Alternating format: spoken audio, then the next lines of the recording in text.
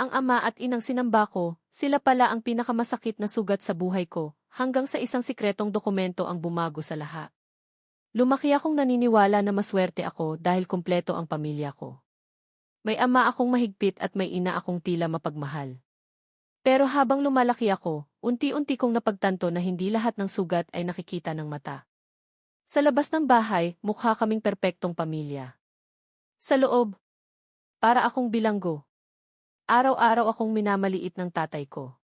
Marco, wala kang silbi. Mga anak ng kapitbahay may medalya.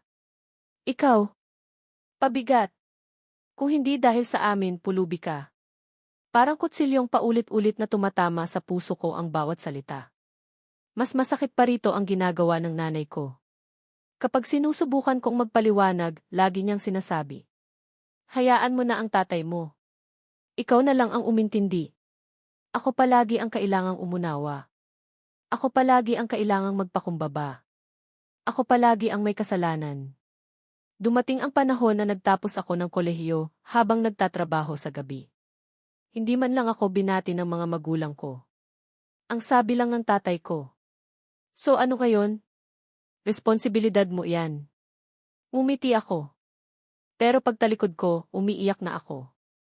Lumipas ang ilang taon. Nakahanap ako ng magandang trabaho.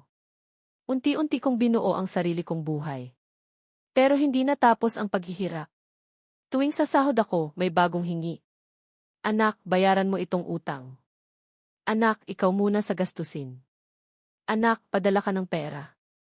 Kapag tumanggi ako, biglang nagiging masamang anak. Makasarili ka. Wala kang utang na loob. Pagkatapos ng lahat ng ginawa namin para sa'yo. Guilt. Manipulation. Emosyonal na pananakot. Paulit-ulit.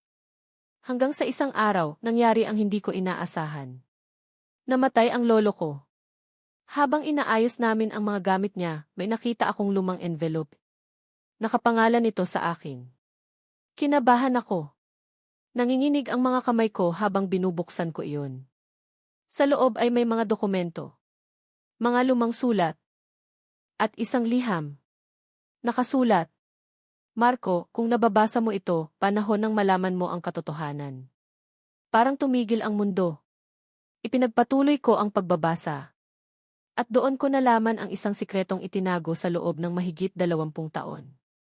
Hindi pala ako ang anak na ayaw ng lolo ko. Hindi pala ako ang pabigat sa pamilya.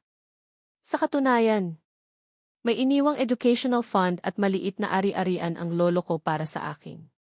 Pero hindi ko iyon natanggap kailanman. Bakit? Dahil ayon sa dokumento. Matagal na pala itong kinuha at ginamit ng sarili kong mga magulang. Pakiramdam ko ay gumuho ang buong pagkatao ko. Hindi ako makahinga. Hindi ako makapaniwala. Paulit-ulit kong binasa ang mga papeles. Totoo. Lahat ay may pirma. May records. May ebidensya. Kinagabihan, hinarap ko sila. Tahimik ang hapagkainan. Ipinatong ko ang mga dokumento sa mesa. Nanlaki ang mata ng nanay ko. Namutla ang tatay ko. Ano ito? Tanong ko. Walang sumagot. Ano ito? Sigaw ko. Biglang tumayo ang tatay ko. Kung ano man ang nabasa mo, kalimutan mo na. Kalimutan ko. Nanginginig na ako sa galit. 20 taon ninyo akong pinaniwalang wala akong halaga. Tahimik pa rin sila. Totoo ba ito? Maya-maya ay umiyak ang nanay ko. Pero hindi na ako naaawa. Hindi pagkatapos ng lahat. Sa wakas ay umamin ang tatay ko. Isang salita. Pero parang lindol na yumanig sa buong pagkatao ko. Kinailangan namin ang pera. At kinailangan ninyo ring sirain ang pagkatao ko. Walang sagot. Wala kayong ideya kung ilang gabi akong umiyak. Wala kayong ideya kung gaano ko kayo sinubukang ipagmalaki. Tahimik. Tahimik na tahimik. At doon ko napagtanto ang pinakamalupit na katotohanan. Hindi lahat ng magulang ay handang maging magulang. Lumabas ako ng bahay. Umuulan. Malakas. Parang nakikiiyak ang langit. Akala ko galit ang mararamdaman ko. Pero ang naramdaman ko ay kalungkutan. Malalim. Napakalalim. Dahil minsan, ang mga taong pinakaminamahal natin ang siyang pinakamalaking dahilan ng ating sakit. Lumipas ang mga buwan. Hindi ko sila pinutol sa buhay ko. Pero nagtakda ako ng hangganan. Hindi na ako nagpapaabuso. Hindi na ako nagpapamanipula. Hindi na ako pumapayag na yurakan ang sarili kong pagkatao. At doon nagsimulang gumaling ang mga sugat na matagal kong dala. Isang araw, nakatanggap ako ng mensahe mula sa nanay ko.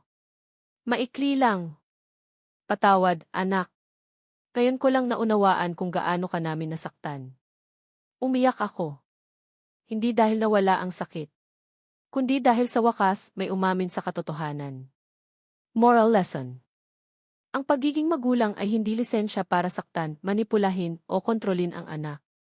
Ang tunay na pamilya ay hindi sinusukat sa dugo, kundi sa pagmamahal, respeto at katapatan. Minsan, ang pinakamakapangyarihang hakbang ay hindi ang paghihiganti, kundi ang pagtatakda ng hangganan at pagpili ng kapayapaan para sa sarili. Tandaan, ang paggalang sa magulang ay mahalaga, ngunit hindi kailanman nangangahulugan na dapat mong tiisin ang pang-aabuso. Ang pagmamahal sa pamilya ay hindi dapat ikasira ng iyong pagkatao.